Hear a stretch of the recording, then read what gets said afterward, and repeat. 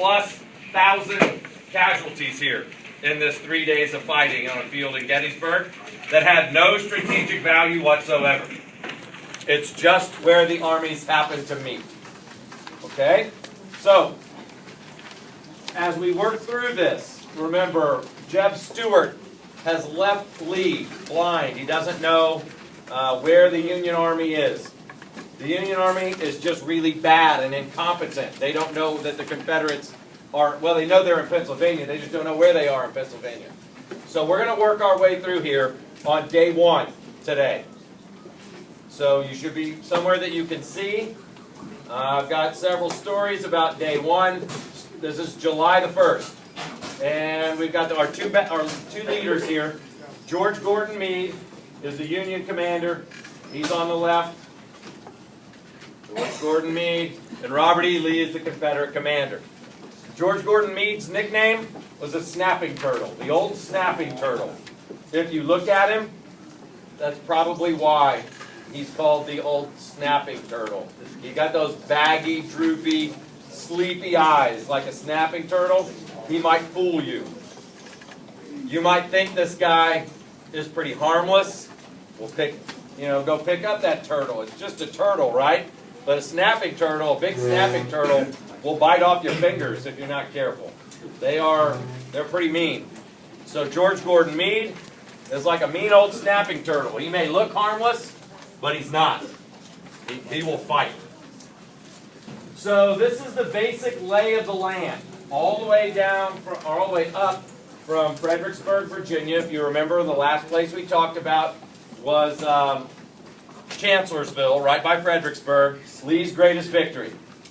Lee is going to catapult on this. He's going to piggyback on this victory at Chancellorsville. He's going to head north and try to wreak havoc on the Union.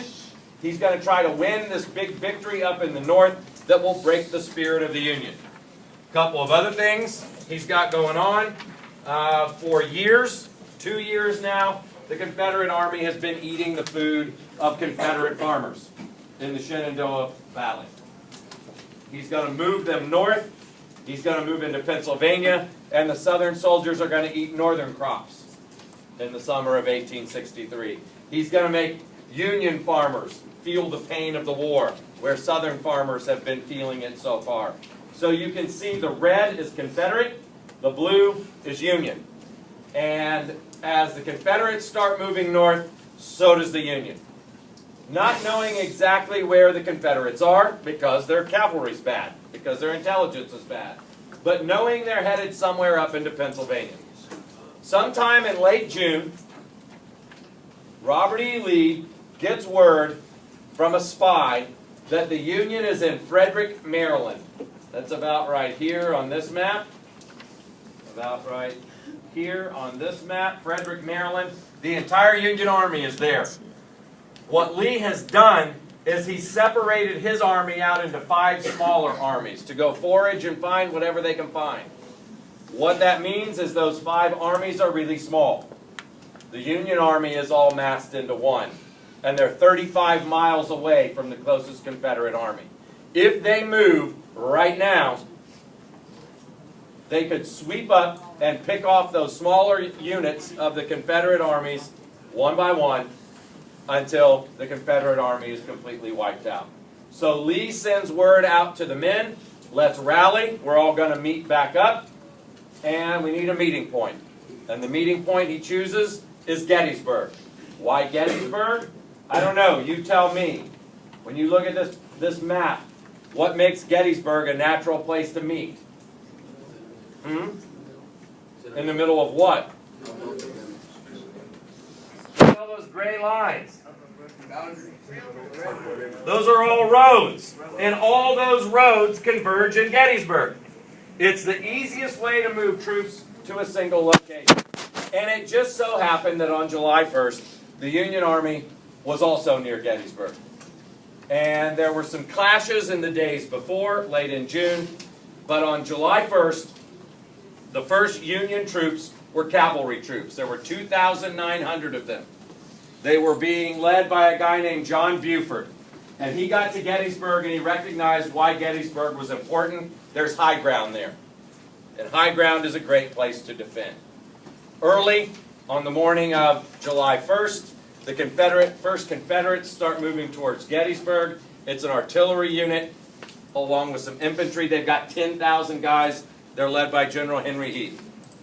And these guys face off right here. If you've ever been to Gettysburg, you've been by it. It's called McPherson's Ridge. We are standing on a road where you stop to park. These are my pictures from my trip to Gettysburg. The Union line is out here on the ridge, McPherson's Ridge, out front.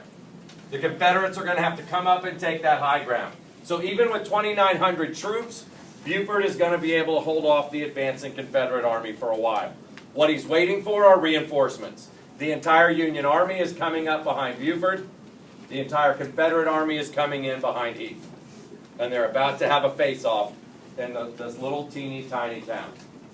This is just a different view of McPherson's Ridge. You can see how it kind of drops off on the other side of that barn. That's what the Confederates are going to have to come up to. That's a statue of Buford on the battlefield there on the far right. That's Buford's statue. That's about as far right as the Union Army went across McPherson's Ridge. This is a different view from where the Confederates are going to start coming later in the day. They're going to come in from the north. I'm standing on Oak Hill, the extreme northern part of the battlefield. I'm looking south. Buford's men started on this part of McPherson's Ridge, and they got pushed back to this road. Started here, pushed back to this road. That's where they made their biggest defense. All day long, reinforcements keep coming. They're not there immediately, but they're all on their way. This is a different view. This is a view really from where the main fighting is getting ready to take place. Where I was just standing in that picture to take the last one was Oak Hill. You can see that here. Oak Hill right here. And then this is another ridge called Oak Ridge. That's where the Union will be by the afternoon on the first day of fighting. They're going to stretch along this ridge and all the way out to this little bump called Barlow's Knoll.